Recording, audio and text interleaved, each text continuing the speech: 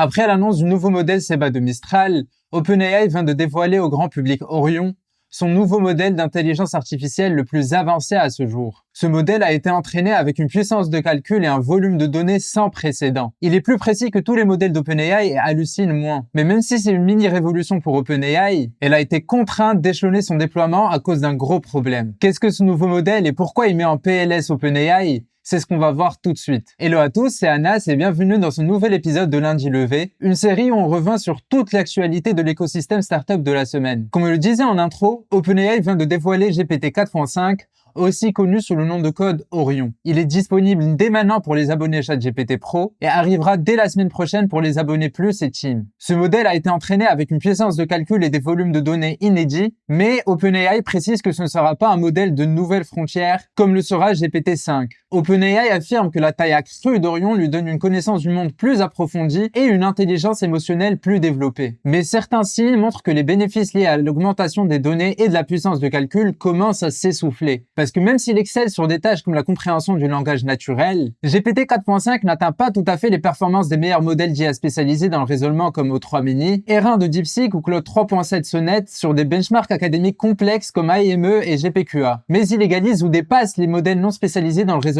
sur les mêmes tests, ce qui suggère qu'il est particulièrement performant sur des sujets comme les maths et les sciences. Autre problème, Orion est tellement lourd et gourmand qu'OpenAI est littéralement à court de GPU. Sam Altman a confirmé que l'entreprise doit échelonner son déploiement faute de puissance de calcul suffisante. Et pour compenser, OpenAI prévoit d'ajouter des dizaines de milliers de GPU supplémentaires dans les semaines à venir. Après 15 ans d'existence, Stripe a annoncé avoir atteint la rentabilité pour la première fois de son histoire. Cette performance s'accompagne d'une valorisation dépassant les 90 milliards de dollars, en hausse par rapport aux 70 milliards estimés 6 mois plus tôt. Cette progression est en partie attribuée à la demande élevée des entreprises spécialisées en IA, qui utilisent ces services pour améliorer leurs process comme la réduction de la fraude et le taux de réussite des paiements. Pour vous donner un ordre d'idée, en 2024, Stripe a traité plus de 1400 milliards de dollars de paiements, soit une augmentation de 40% par rapport à l'année précédente. Et cette rentabilité est aussi un signal très fort pour tout le secteur fintech, montrant qu'il est possible d'atteindre l'équilibre même avec une croissance ultra rapide. Bonne nouvelle pour la tech française, la fintech allemande Trade Republic va ouvrir un hub technologique à Paris. Ce centre,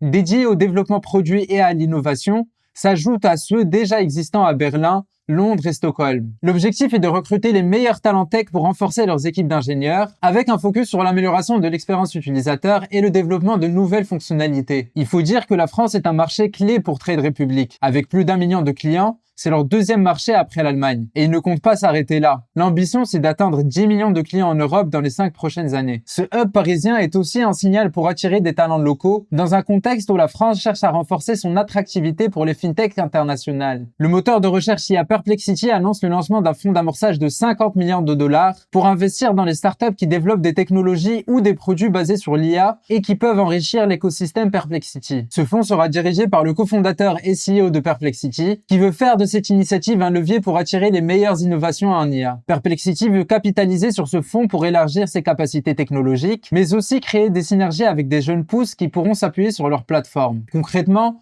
ce fonds cible des startups en seed ou en pré-seed avec des tickets d'investissement allant jusqu'à plusieurs millions de dollars. Et Perplexity ne cache pas son ambition d'accélérer l'adoption d'une nouvelle génération de services et d'outils plus intégrés à son moteur de recherche et qui exploitent les dernières avancées en IA. C'est aussi une manière stratégique pour Perplexity de renforcer son écosystème face à la concurrence féroce entre les acteurs de la recherche IA comme Google avec Gemini ou encore OpenAI avec ChatGPT. Avec ce fonds, Perplexity se positionne non seulement comme un moteur de recherche, mais aussi comme un acteur clé dans la structuration du futur paysage de l'IA. Et cette semaine, les startups françaises ont levé 18 millions d'euros. EduMapper, une startup spécialisée dans les techs, a levé 5 millions d'euros. Cette opération a été menée par Daphne, avec la participation de Kima Ventures, Euraseo et Ring Capital. Fondée par les créateurs de Meilleurs Agents, cette plateforme vise à guider les étudiants dans leur orientation en structurant des données sur les formations et les débouchés professionnels. L'objectif est de fournir des recommandations personnalisées pour aider les jeunes à faire des choix éclairés concernant leur parcours éducatif. Les fonds levés serviront à améliorer la plateforme, élargir l'offre de programmes éducatifs et accroître la portée auprès des étudiants et institutions. Byzantine Finance, spécialisée dans le Web3, a obtenu 2,9 millions d'euros de financement de la part de Node Capital, Blockwall, Lightshift et Masterkey Venture Capital. Cette startup développe des solutions financières décentralisées facilitant l'accès aux services financiers sur la blockchain. Les fonds levés serviront à étendre leurs produits et à renforcer leur présence sur le marché du Web3. MB Therapeutics, une deep tech, a levé 2 millions d'euros auprès de BPI France, Angel Santé et Calicide. La start-up se concentre sur le développement de thérapies innovantes pour traiter des maladies graves. Ce financement leur permettra d'accélérer la recherche et développement de leurs traitements, ainsi que de préparer les essais cliniques nécessaires. Bioceanor a également levé 2 millions d'euros auprès de Go Capital, de la Caisse d'épargne, GY Venturi et de Yield Lab Europe. Spécialisé dans l'aquaculture, Bioceanor combine biologie et IA pour surveiller et prévenir les déséquilibres de la qualité de l'eau, contribuant ainsi à une gestion plus durable des ressources aquatiques. Seaweed Concept, une autre agritech, a également levé 2 millions d'euros auprès de Seventure Partners. L'entreprise se consacre à la valorisation des algues pour des applications agricoles,